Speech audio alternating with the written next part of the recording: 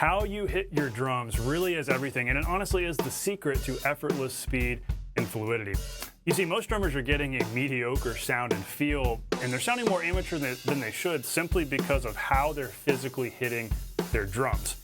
What if one simple technical shift could take your playing from choppy and stiff to smooth, fluid, and effortless? I believe it can because I've been there. When I was about 2 years into really seriously drumming and taking lessons and everything, my playing was in that spot where things were disjointed, choppy, clumsy, stiff. I could play challenging things, but they weren't sounding really good. Like, they weren't feeling good, they weren't sounding good.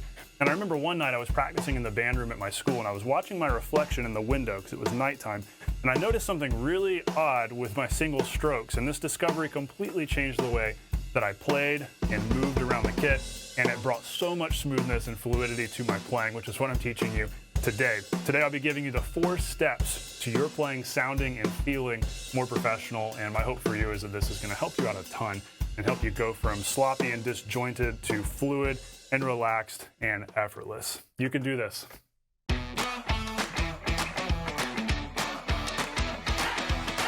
Hey, welcome to The Non-Glamorous Drummer. I'm so glad you're hanging out today. I help self-taught beginner drummers know what to practice so that you can nail songs and be the drummer everybody wants in their band. Be able to jam with people and have a lot of fun. So that night in my college band room, I was watching my singles, and what I was doing, I was practicing on a pad, and I was doing one-handed singles, and they looked like this.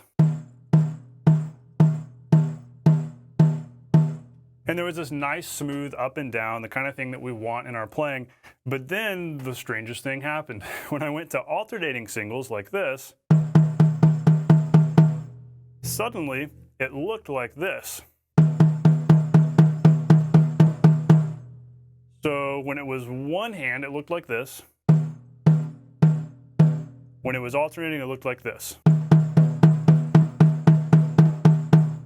Can you tell the difference? Hopefully the difference is obvious here. What I realized I was doing was I was choking out the rebound as soon as I was going right, left, right, left, right, left, instead of allowing the sticks to rebound smoothly. And so it occurred to me, oh, this is why I'm not applying my technique to the full drum set as well as I am to the pad. Maybe this is where you're at, where you feel like on the practice pad, you're like, I'm feeling good, I've got this rebound going on. Then you sit down to the full kit and you start moving around the drum set and things just don't feel right. They just feel stiff, disjointed, sloppy, choppy, all those things. This was really the big pivotal moment for me because I realized, oh, most of the time on the drum set, if I play a fill, I'm playing alternating singles. And so as soon as I actively paid attention to this and said, okay, I'm going to make sure that I rebound each stick, even when I'm alternating,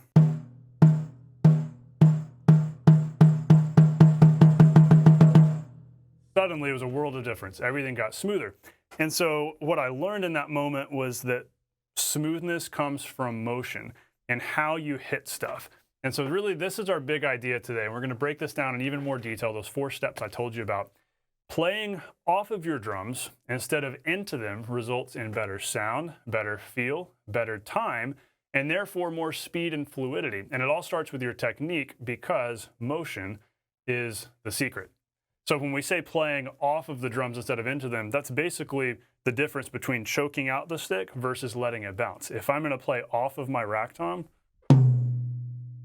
I'm going to go like that, and I'm going to play off of it. If I'm going to play into my rack tom, I'm going to go, I could literally play into it and go like that, which sounds terrible, or I could go like that, where I'm putting more downward force into it and I'm not sending the stick back out. And that is what creates the lack of smoothness because your sticks are pausing in between motions. And so when you're pulling the sound out is a good way to think of it, of each drum, it's causing your sticks to stay in motion so that there's so much more smoothness and fluidity in everything that you do. But there's actually a couple of prerequisites here, a couple of other things you want to make sure you're doing before we even talk about the smoothness around the kit and the pulling the sound out. So let's get into the 4 steps. 4 steps to your playing, sounding, and feeling more professional. Step number 1, use a middle finger fulcrum and don't neglect ring and pinky. So here's the deal with this. Now, if you watch a whole bunch of drummers out there, you'll see that there are so many drummers who do slightly different things with their fulcrum. Some drummers swear by an index finger fulcrum, which to me, it's harder to be loose that way. Other drummers swear by a middle finger fulcrum. Some drummers are gripping further out near the ends of their fingers. Some drummers are gripping more in toward their palm. What I'm always teaching, and this is the grip that I've gradually morphed into over years of just working on this, I like to do a middle finger fulcrum and do it up here closer to my palm because that affords me the opportunity to have a lot of control, stability, and curve the other fingers around so that I could be hitting really hard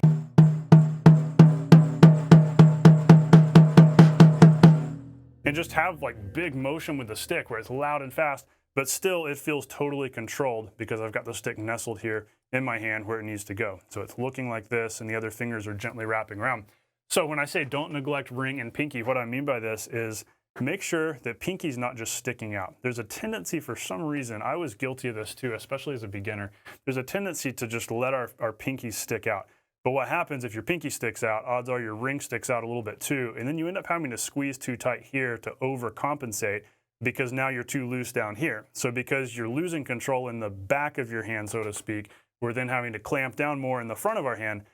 Whereas if we can be more relaxed in the front of our hand right here, then we can actually keep our fingers curved around gently back here, and it all balances out and ends up working really well as a controlled grip, especially if you get your hands a little bit sticky, breathe on them if you need to.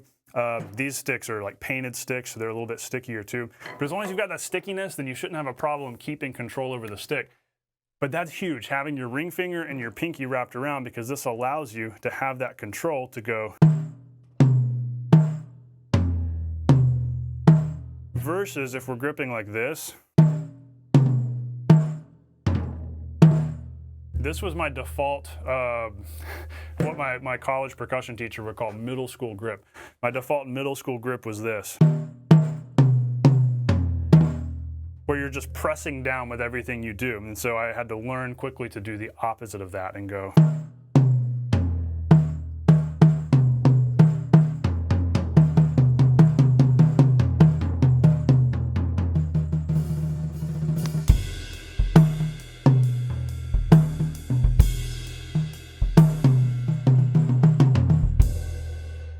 And everything gets so much smoother when you do that. So that's step one. That's the prerequisite. How you're holding your sticks is critical.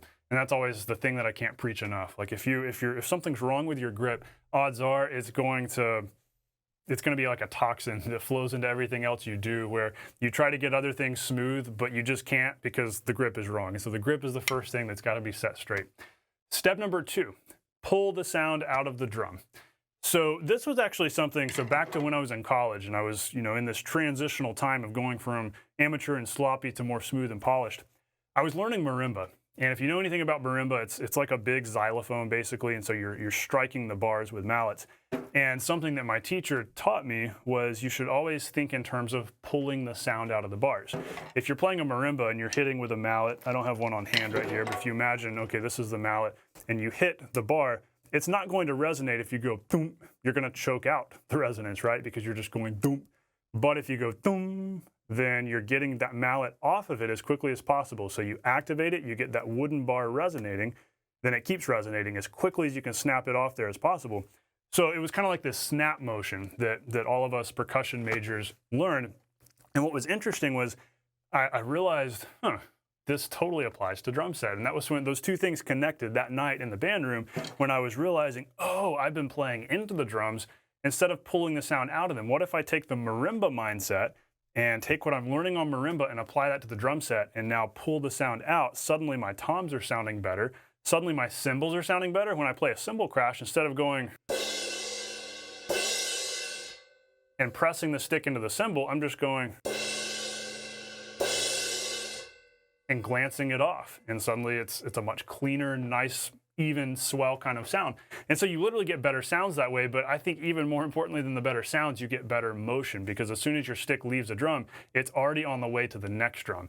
And that's the critical thing here with pulling the sound out of a drum. It means that you're already sending the stick to the next drum. So whatever you're doing, you're keeping the sticks in motion, there's no awkward pausing, and things are naturally more smoothly staying in time. A simple example would be if we're just playing a simple beat.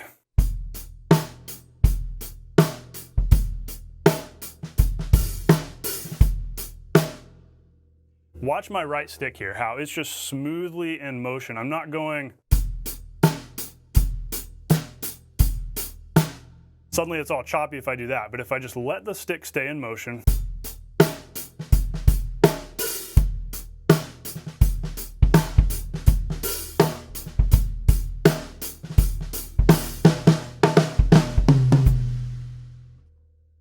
that motion keeps it naturally in time, so that I'm not having to think so much about playing in time, it just is in time, especially over here on the ride.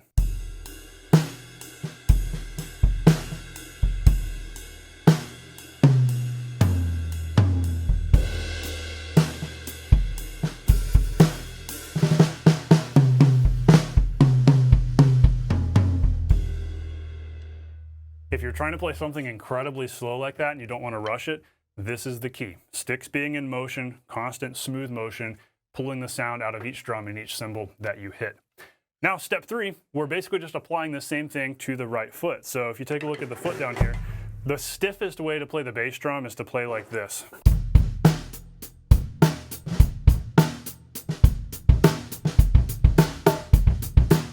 Not to mention, did you see what's happening with my foot? As I do that, watch my foot, watch what's happening.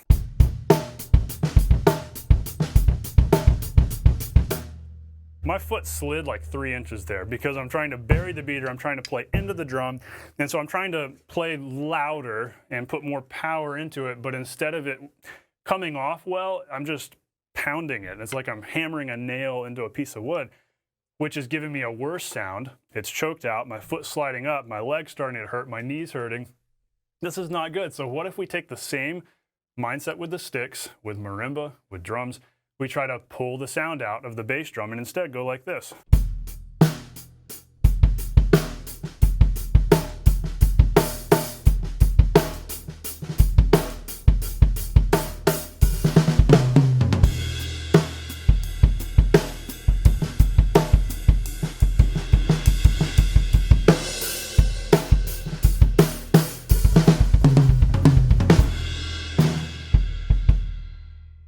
So the beater's staying in motion. So as I'm playing faster things, the beater is fully in motion.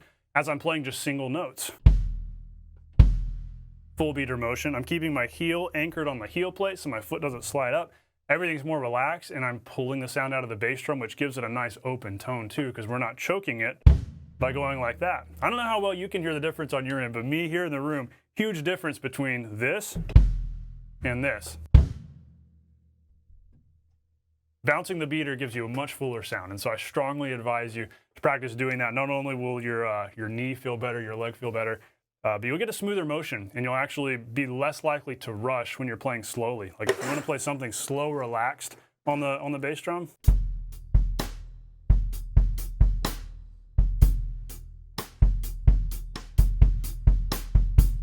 it's a lot easier to play slowly and relaxed versus if you're going.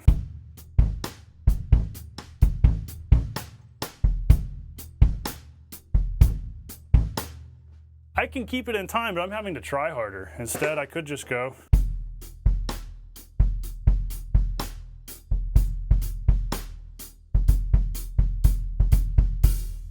And all that was really soft. When you're bouncing, you can actually play more softly and smoothly because the beater's staying in motion, just like what we're doing with our sticks. That was another game changer for me. And unfortunately, I didn't discover that one that night in the band room. That came later. But it was like, why didn't I think of that already? That applying that same mindset to the right foot brings so much smoothness and better time, better dynamics, and just better feel from the bass drum. And so that was another huge game-changing thing for me. Okay, step 4, our final step. This is absolutely critical. Physically relax as you play, and your playing will be smoother across the board. So the hilarious thing about this is that most of us are just naturally bad at this, which is funny. I remember making drum covers when I was in college around this time of working on playing off the drums instead of into them. And I remember playing something that was basically like alternating 16ths on the hi-hats, and my shoulders were getting higher and higher, intenser and intenser as I played, and I was turning into.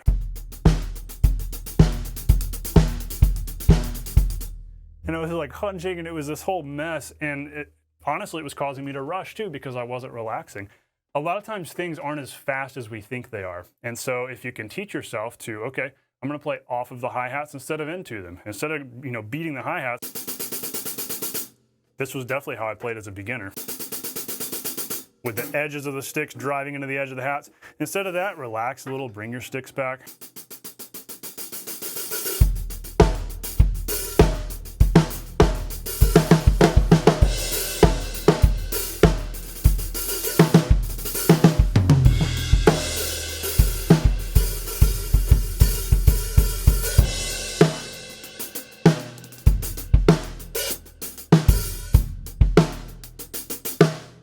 And everything's smoother and more in time, and you're not, hurrying to play the notes. You're just relaxing and you're letting the notes happen. Now, for me, the secret to relaxing was getting to a point of awareness in my playing where I was actually thinking about and paying attention to what am I playing right now? Like, let's say we're just playing a simple money beat.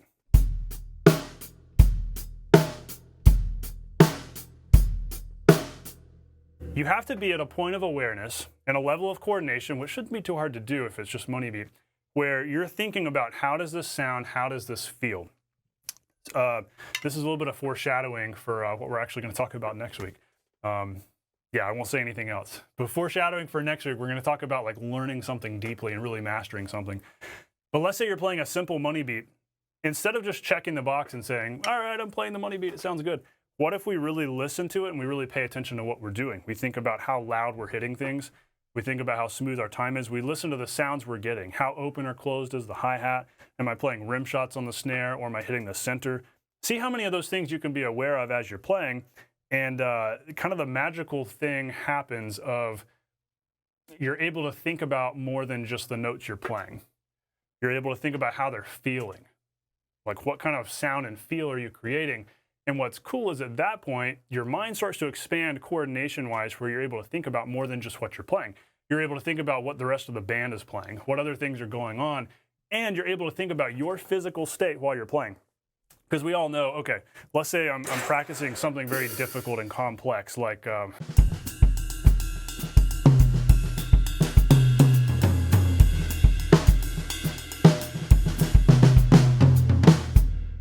if I'm working on something Latin-based, that's going to push me. Like Latin, up-tempo Latin is tough, and that's not something I've logged a lot of hours practicing. So that's going to push me to my coordination limit. So odds are, if I'm not careful, I might start getting tense because I'm thinking so much about what I'm playing and making sure I play it right. Versus once you fully get a grasp on the thing you're playing, like money beat, for instance, super simple, well, then you've got all this mental space to think about, what is my physical state? Okay, let's think about this. And actually move your shoulders while you play, like to activate that brain connection with your shoulders while you're playing.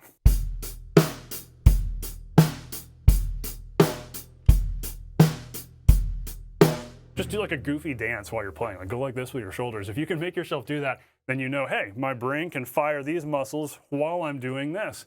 And that's a pretty cool thing, because that means you're able to do more than one thing at a time. And you're able to start thinking beyond what you're doing right now. Really, that is the secret. That is the secret to things feeling good and going from amateur to professional sounding. You're able to not just think about the physical thing that's happening right here. You're able to go beyond that and think about, how am I feeling? What is my posture? Am I sitting up straight? Are my shoulders relaxed? What kind of sound do I want to create? How can I change the groove? How can I morph it? When you're able to do that, you can start thinking in terms of like adding in a fill, changing your dynamics, going to a variation of the groove, moving it to the toms, and you can start getting creative because your brain starts to expand. You have the bandwidth to do this. And so that's a byproduct of coordination. The more coordination you build, the easier it is to do these things. And so what I encourage you to do right now is start doing this just with the money beat. Simple money beat, just practice the money beat and see how many things can I think about and pay attention to while I'm playing this. Can I think about time, dynamics, what my hands are doing, what my posture is doing, all these things while I'm playing this, and then maybe change my dynamics. Then get louder.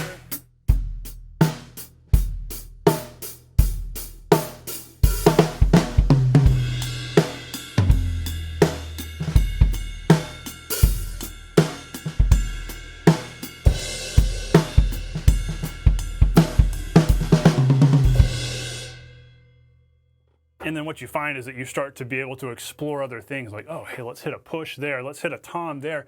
And when you can start pushing into that level of creativity, that's where drumming really becomes fun as well. So just some fun rabbit trails to explore. But hey, question for you as we wrap up. Which of these steps, is the highest impact shift that you can make in your playing right now. So our 4 steps, first was using a middle finger fulcrum, like having a relaxed but controlled grip, bringing ring and pinky around to help control the sticks. Second thing was pulling the sound out of the drums, always keeping the sticks in motion. Third thing was bouncing the beater in the same way we bounce the sticks, so pulling the sound out of the bass drum. Fourth thing, physically relaxing. So which of those is the biggest thing for you? Which do you think would be the highest impact shift you can make today as you practice your money beat? Just apply this to money beat, whatever groove is at the level you're at right now. Practice applying these things, which in a way are just attitude shifts, mindset shifts with what you're thinking about while you're playing. So hey, our big takeaway today is how you hit your drums is everything. It really will make or break your playing, and it honestly is the secret to effortless speed and fluidity. So I hope this has been valuable to you and helpful to you. Take action.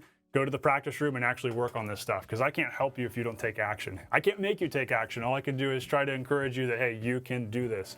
You can take action on this, and you can see massive results in your drumming more quickly than you think.